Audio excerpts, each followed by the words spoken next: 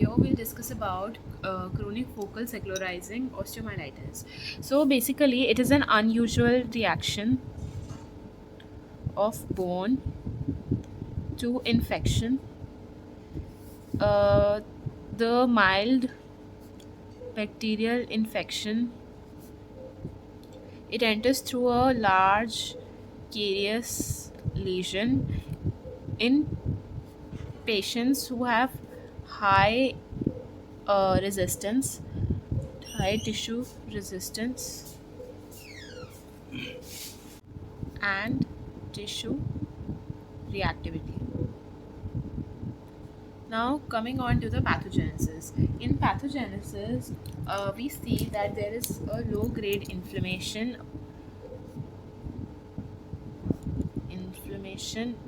in jaw bone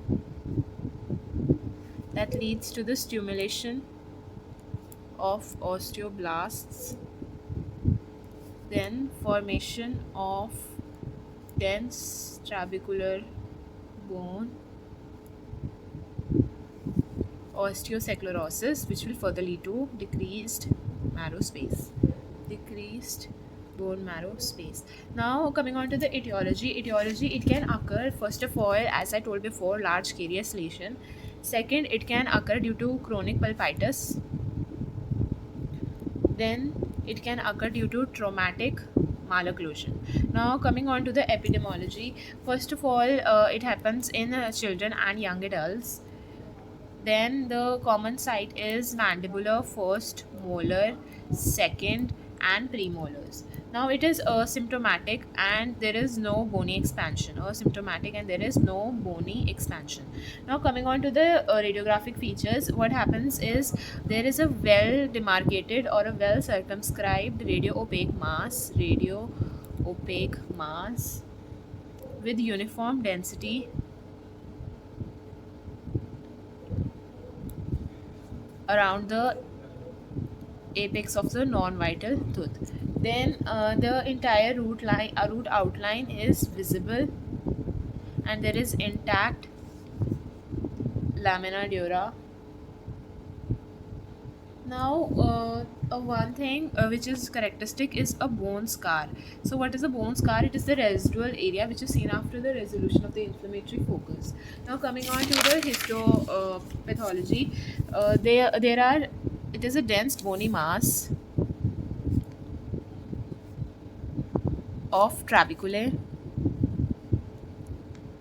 with little interstitial marrow tissue.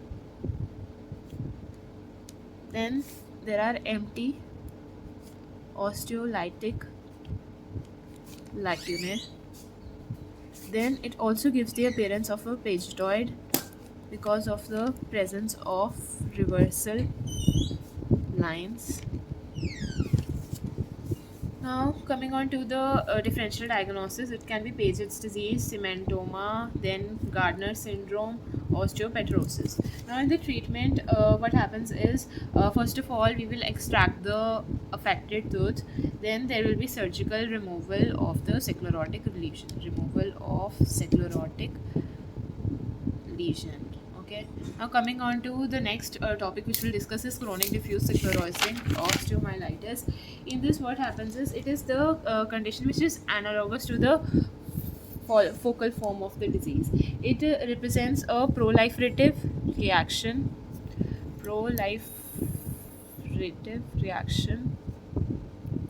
of bone to low grade infection.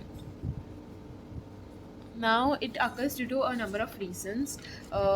Basically, it occurs due to the microbial invasion, and the portal of the entry is not through a carious lesion, but it is always through a diffuse periodontal disease. This is the point that you need to remember. Okay, in the previous one, the portal of entry was the carious tooth, but in this it is the diffuse periodontal disease.